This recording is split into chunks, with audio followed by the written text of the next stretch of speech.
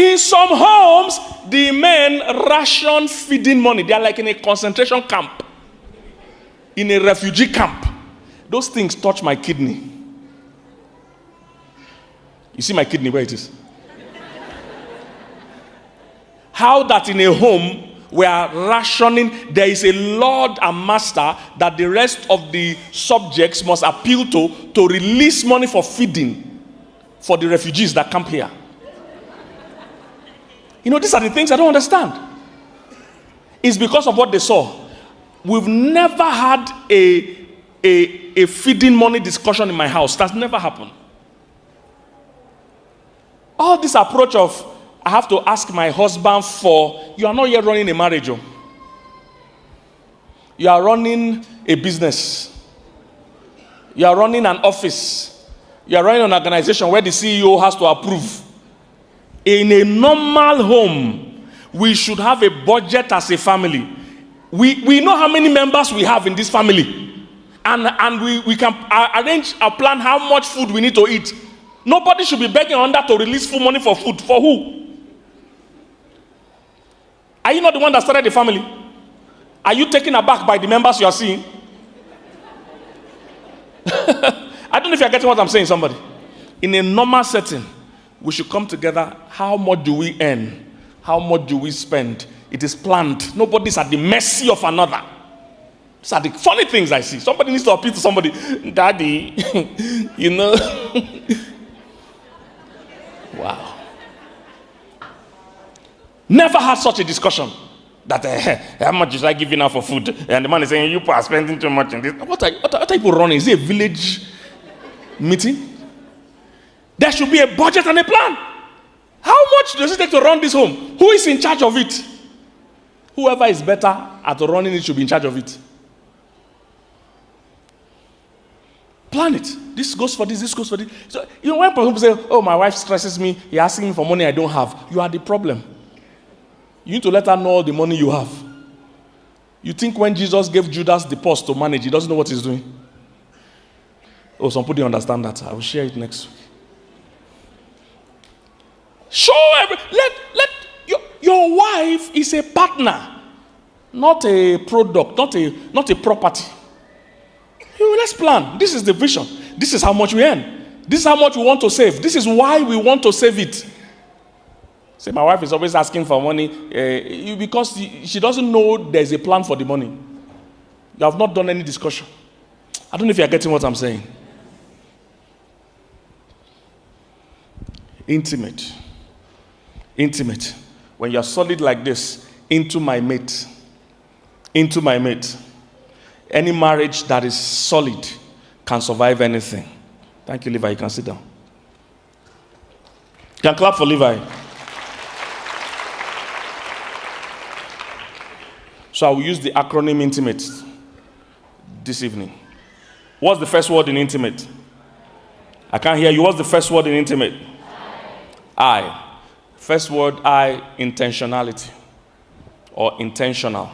If you are going to build intimacy, real closeness, real tightness, two of us becoming one, first thing to discuss is intentionality. We must plan it. We must want it. I was saying earlier on that it's your normal. We counsel the couple where the guy grew up in a house where they yell when they talk. You know, there are homes like that. They all talk as if they have hearing problem. Have you seen people like that before? Everybody yells, how are you?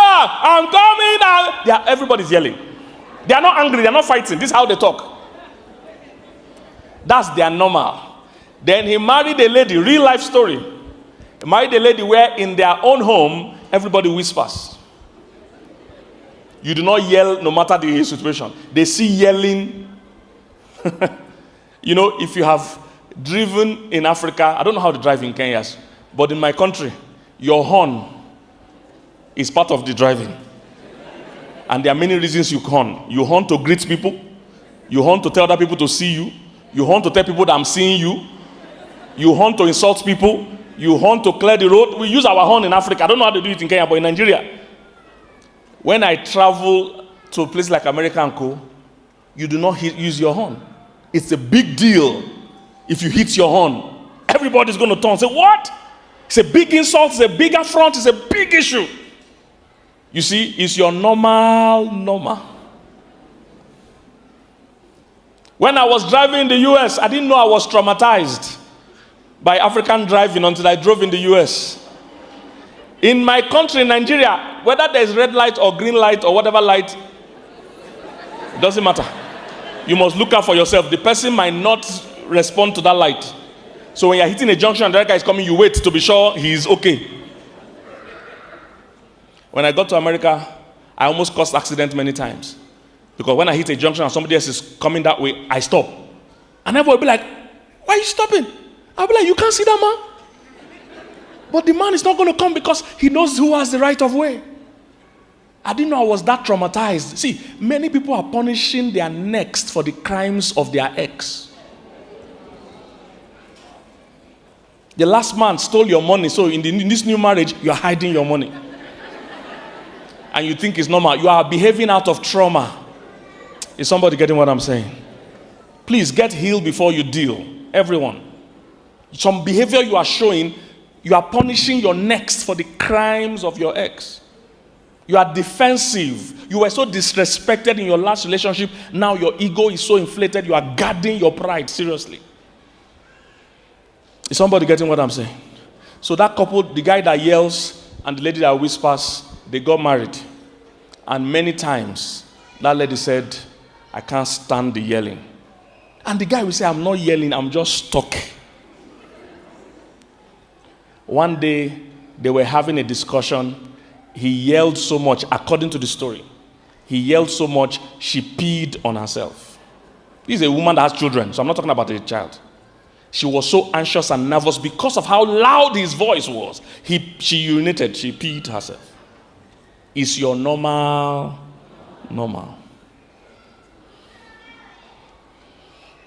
Let's be sure the baggage you are carrying is a carry-on baggage, the one you can carry on. If you have oversized luggage, you need to check it in where somebody else will carry it. Is somebody getting what I'm saying? So number one is what? Intentionality. The only way you can build real intimacy is to be intentional. A wise man said, good couples are compatible by chance, but great couples are compatible by choice. Did you get that? Good couples are compatible by chance, but great couples are compatible by what? Choice.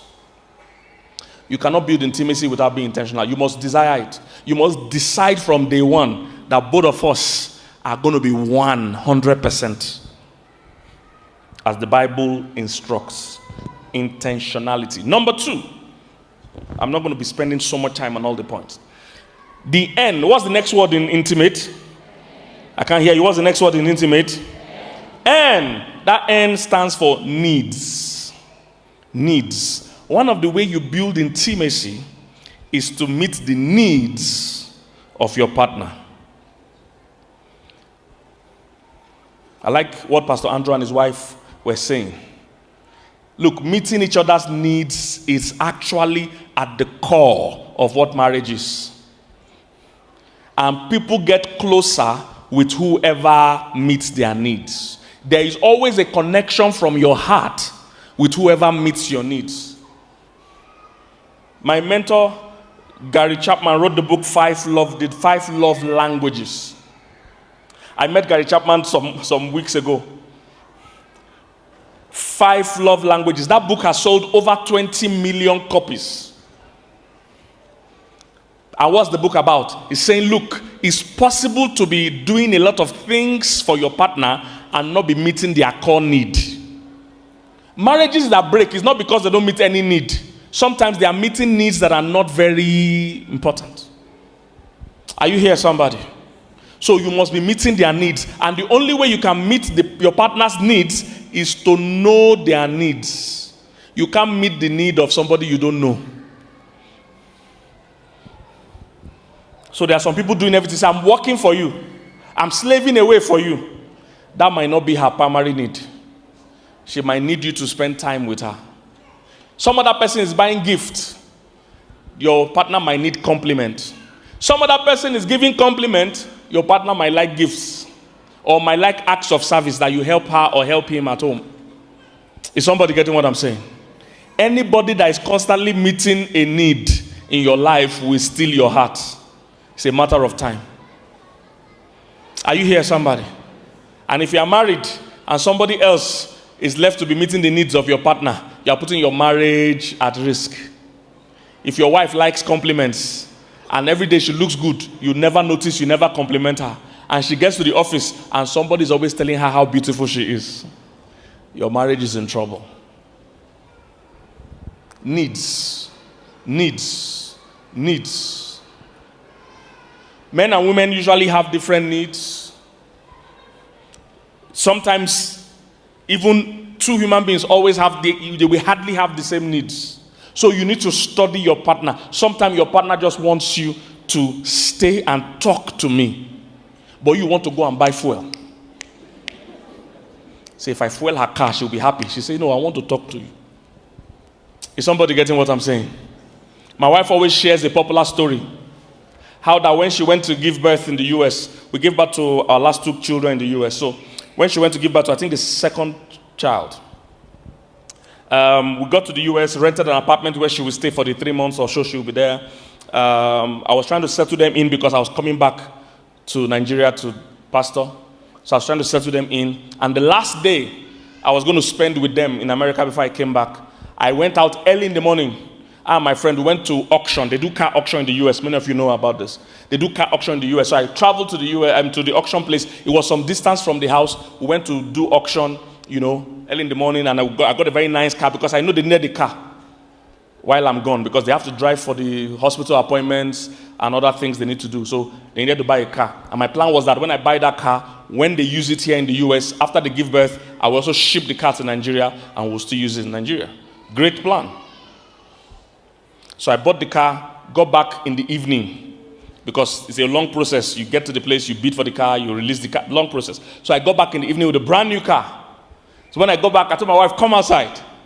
She was already doing her face. I said, come outside. She followed me outside. I said, see what I bought. She was still doing her face. I said, won't you enter the car? She was doing her face. I said, drive the car. She was not happy. I said, this woman, you can never please them. You see, that's what the average man would think. You are not yet intentional. Later, she began to explain to me that this is the last day you are going to spend here. I'm going to be alone for a few weeks. I would have liked us to spend today together. Me, I'm thinking you will need car when I'm gone. You see, both of us were right. Are you getting what I'm saying? Both of us were right. Only one of us was happy. You need to know your partner's needs before you can meet the needs. It takes intentionality. Is somebody getting what I'm saying? If you're a man here, even if you're a woman, if you don't learn about a man's need or a woman's need, you will never meet their need. It's not something you stumble into. You have to learn it. Most marriages crumble because of that. You just want to go with the flow. No, because you are going to constantly try to be loving a man as if he's, the woman is going to try to love the man as if he's a woman. His needs are different. Women, for instance, women talk for affection, men talk for information. Women talk for affection. A woman talks because she has somebody important to talk to. A man talks because he has something important to say. Are you getting what I'm saying? Men don't just talk for the fun of it. We talk because it's something important. Men think if it's not important, it's not worthy of talking. Women don't see life like that. Women talk to you because you are important. The topic doesn't matter. It can be any topic. You see the problem? So the man is thinking, why are you telling me about the neighbor? Well, I don't care about the neighbor. It's not about the neighbor. It's about you. Because a woman falls in love by talk. Is somebody getting what I'm saying? A woman feels better when she talks about something. If she's stressed about something, she automatically feels better if she talks about it. So it's a major need. Being her companion is a major need for her. Men, on the other hand, if they are not happy about something, they don't want to talk about it. They feel better when they process it. Are you getting what I'm saying? So when he is in pain or in stress, he needs space. He doesn't need to talk. When she is stressed, she needs to talk. So you see, he is trying to love her like him. Oh, she's stressed. Let me give her space. She's saying, no. I need you. I don't know if you're catching what I'm saying. So if you are not intentional, you won't make it. In this marriage thing, you won't make it. It takes too much intentionality. You can't do it by... I counsel men all the time. They are always clueless about a woman. And they are wondering, why is this girl stubborn? With all the rent I pay. She wasn't homeless when you picked her up. What she's looking for is a companion. But many men are not intentional. If you ask the men here, how many times have you read the book on marriage? How many times have you read the book on a woman? They think it's not important. A woman feels better when she talks. If a woman is happy, everything about a woman's emotions is tied to her vocal nerves. If she's happy, she talks. If she's sad, she talks. If she doesn't know how she feels, she talks. She has 20,000 words per day. That's a lot. A man has 8,000 words per day. And he spends most of it in the office. By the time he reaches home, he's on reserve. So he can't even talk. If a man is stressed, he needs space to refresh. If a woman is stressed, she needs companionship to refresh. If you don't understand it. So when my wife does, like she's having a program this evening and all this weekend, when she does any high intensity job like that, at night, I leave everything I'm doing and just cuddle her and just talk. Any topic is okay. Companionship. When I do high intensity events and I'm very stressed, she knows what I need is space and sex. But let's not talk about sex. She'll talk about sex. Space. She will even tell the children, hey, leave your daddy. You guys go and play in the parlor on the sitting room. Allow your daddy. Because at that time, I just need some peace and quiet. See, there's intentionality. Some women, the man came back from work, he's stressed. That's when you want to have a serious conversation. In fact, he has not even reached home. You have called him, honey, we need to talk. So he's even terrified. Women don't know, men hate those words. If you are not intentional, you will not have a happy home. That's what I'm telling you. There's too much intentionality involved. And every day, I see people that are totally not intentional. Not intentional. Don't want to learn anything. Just want to gamble. Just want to insist that they are right. Is somebody getting what I'm saying? When women talk, they talk based on their feelings. When men talk based on facts. So I tell women, if you want to communicate to a man about something, stay with the facts. I tell men, if you want to communicate to a woman about something, listen to the feelings. If a woman tells you, you don't love me anymore, she doesn't mean it literally. She's saying, I don't feel loved right now. But most men think, he's a fact-based individual. When the woman says, you don't love me anymore, he say, he thinks it's a call to debate. Say, good afternoon, accurate timekeepers, panel of judges, fellow debaters. I'm here to defend the motion that I still love you. Last week, I bought you shawarma, yes or no? 2 weeks, he thinks it's a call to debate. She's not challenging the facts. She's expressing her feelings. What you need to listen to is the feelings, not the facts. Is somebody getting what I'm saying? So if you're not intentional, you just won't make it. When it comes to this marriage business, it will be a struggle. It's people that are not intentional that make marriage look hard. This marriage is so tough. It's not tough. You can understand how to drive. I've seen mechanics that can understand a complex machine and say they can't understand a woman. You're just not interested. I've seen people that are heavy IT, but you can understand all those jargons for IT, all those jargons on computer. You can understand the car. Even pilots that can understand all those things they have on the plane, and they say you can't understand a woman. A woman is very simple, the simplest being in this world, if you know how they operate. But you've not read any book, you see. You've read many engineering books. That's why you understand those complex machines. Are you catching what I'm saying? Talk. Women like to talk. Like I told, there's a book, How to Make Love to a Woman Without Touching Her. If you're a man, you still don't have it, you're already committing the offense I'm talking about. If a woman, buy it for him. He's stubborn. Buy it for him.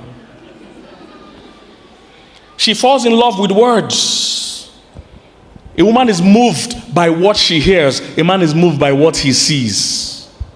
So you must know how to communicate, how to express yourself emotionally. Intentional. That's number one. How intentional are you to build intimacy? Then number 2, needs. Are you meeting your partner's needs? Men see sex as a form of release. Women see sex as a form of bonding. Men and women do the same activities, but for different reasons. We're always in the same activity, but for different reasons. A man is interested in sex. He sees it as a release physically. A woman sees sex as a bonding emotionally. So women want to make love, men want to have sex. The same activity, but very different. Maybe sexually, we'll talk about that. Making love is a different process from having sex. And we need both in the home. Is somebody getting what I'm saying? We need how many? Both. It's not every day a man wants to make love. Sometimes a man just wants to have sex.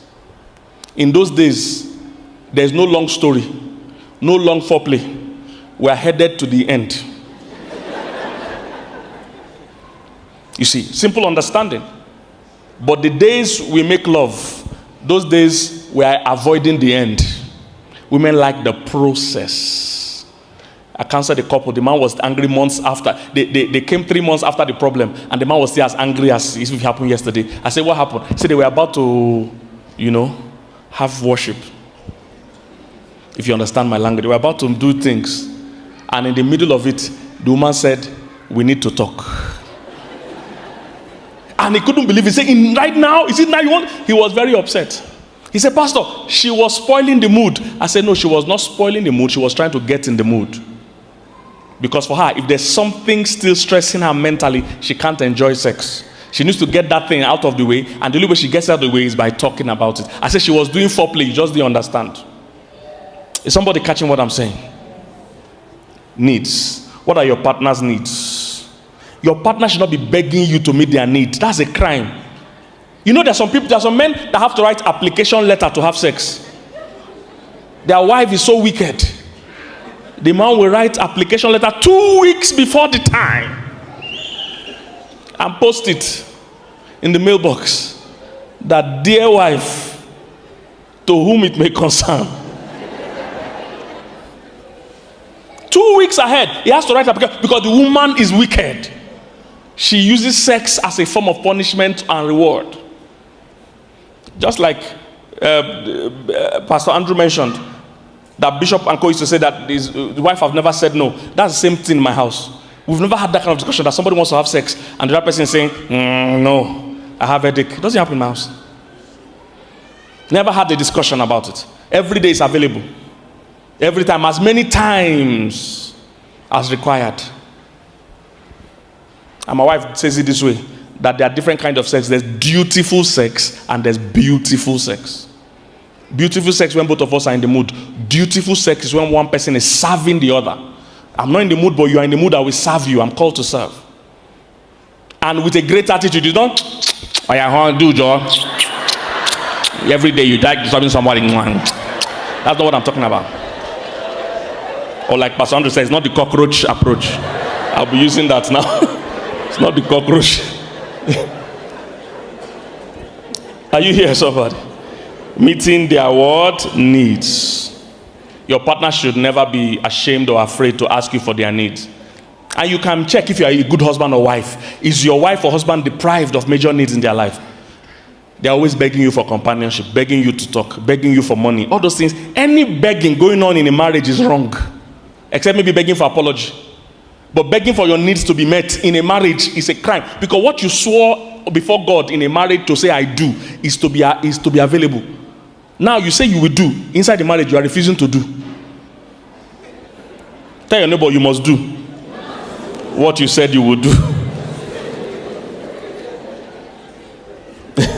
Are you here, somebody? So any begging, except for apology, any begging going on in a home, it's wrong. It's wrong. You must care for your partner. That's what the Bible says. 1 Corinthians 7 said, he that is married must care for the things of this world, how he will please his spouse. Number what is next one? What's the next word? Letter. T. Trust. There can't be intimacy if there's no trust. There can't be intimacy if there is no trust. Trust is what marriage is made of. Trust is the reliability, the dependability. I see some couples say the reason why I'm hiding my money, I don't want my wife or husband to see my money, is that I don't trust them. I'm trying to keep my money safe. You see, something is wrong with us as human beings. You are keeping your money in a safe, but you are putting your life in their hand. You don't trust them with your money, but you trust them with your life. I hope you know that the person that can kill you the easiest in this life is your spouse. I hope you know. They can just close your head when you're sleeping with the pillow. Or poison your tea. You don't trust them with your money, but you trust them with your life. Something is wrong with you. Those days when robbers used to steal, they say your money or your life. The assumption is that you value your life.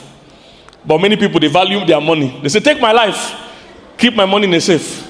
And like Jesus said, oh, you fool, when you die, whose shall these things be that you have kept in the safe when you die? The person that can kill you the easiest is your partner. I watch crime channels from US a lot. The real ones, not the acted ones, the real life crime channel. I've watched it so much right now, I feel like a police detective.